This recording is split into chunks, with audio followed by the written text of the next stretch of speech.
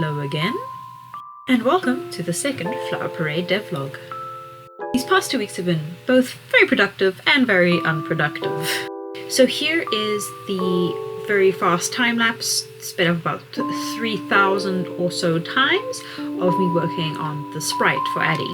So that includes the animation for his walk and for his idle. I didn't really bother doing a blink for him, unlike Lexi, because I don't know if I'm actually going to implement that. And so it's simple enough to do if I have to, but for now I didn't really feel the need. But with that basic information out of the way, I have been working strangely on other games. Yes, I know, it's a bad habit. There's about 3 to 4 different games, one of which I have now joined a proper team and is actually a mobile game, but I don't know if I'm allowed to talk too much about it, so I'm keeping that on the down low until I'm more integrated. Also done some animations and sprites and little icons and whatnot for various other games.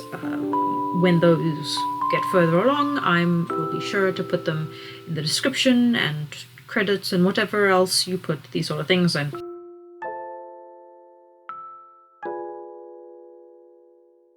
In between all of this extra work, I have made sure to work on Flower Parade, as that should be my #1 goal. Well, despite all the other important things like eating and sleeping and having exercise, and the 3 hours were allotted during the day because of quarantine and schoolwork and, you know, the general thing of being an adult. But I digress. Now, Flower Parade, the thing that you're here for, I have managed to get some progress, unfortunately not as much as I would like. Since I had used Alexi's sprite as a placeholder, and she's not actually going to be the player character, and I'm definitely not a programmer by any means. This means that it actually took me surprisingly long to be able to change the sprite of which you're able to control. At one point you're controlling both or neither, and everything kind of gets messy. As I said, not a programmer. I'm barely even an artist. I just like telling stories.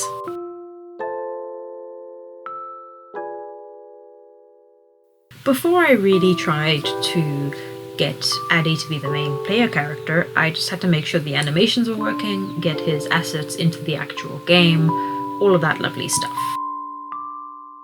Doing that, I found some very weird bugs because of my layering system, which, just like in digital art, if you put things in the wrong layer, things get fucked up.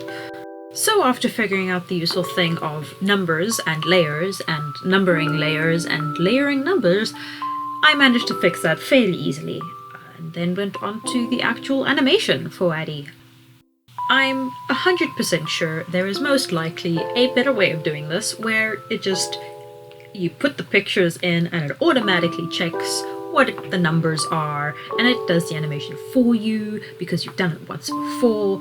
But no, I'm doing it manually, the hard way, because I don't know what I'm doing, and so I'm just going to do what I know until it hopefully works. So I might at the end of this have about 17 to 30 different characters, all with their own personal animation, which are all exactly the same, because I will go and switch back and forth in Unity's animator to make sure the frames are in the exact same number.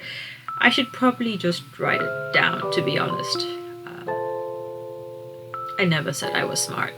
So with that all finally out of the way, I swapped over the player character controller from Lexi to Addy, which messed up the animations I just spent the last minute talking about and had to redo them, and that was not fun. I'm not even gonna be sarcastic about it. And hey, I've got progress. You now control the right character, and now I have to make it look like, Lexi's just wandering around doing her own thing.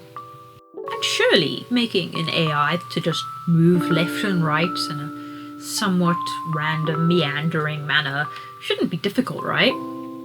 Right, it is. It's really easy. I'm just not really smart. I'm actually the opposite of that, which made it very difficult. Thankfully, there are smart people on the internet who are willing to give you help for free, so mixing a couple of tutorials, mostly from Blackthorn Prod, I managed to get a simple, easy to change wandering AI that moves between points. However, I decided to change from the multiple point system to a single point system with a range of X values that the character can move between.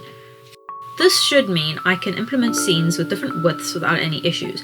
I can also change who can walk where, how far they can walk, how long between pauses, especially if your character is just standing outside a shop and shouldn't be walking very far at all.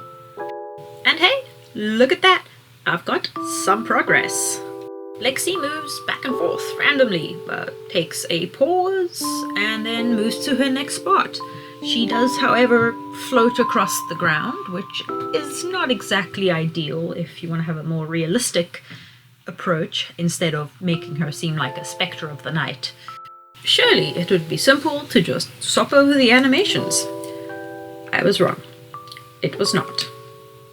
So here is a compilation of a fail, and yet another fail, and would you believe it, I think there's another fail, and perhaps a flop, I mean a fail, and maybe yet one more fail just for good measure, because I failed at failing. That's how bad it was.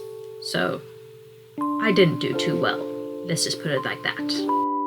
Eventually, after what felt like eons of trying to get this to work and changing greater than and less than symbols and ones and zeros and literally binary, I managed to get it working. Well, kind of. It was working the opposite way, which was a really easy fix. Just swap it around. And now it's working. I now have a functioning, animating Wonder AI that is connected to a sprite that animates, and it's really exciting. And then you realize there's another problem. She doesn't turn around. She moonwalks. And another go at a coding language I don't really understand. I eventually managed to get it to flip around.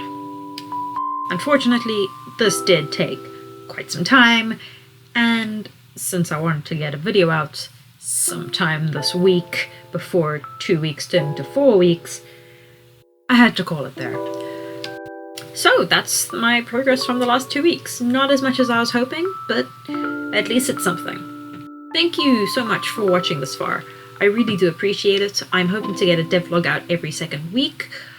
Again, I am sorry about the audio quality. I have ordered a new microphone and it should hopefully be here in time for the next devlog.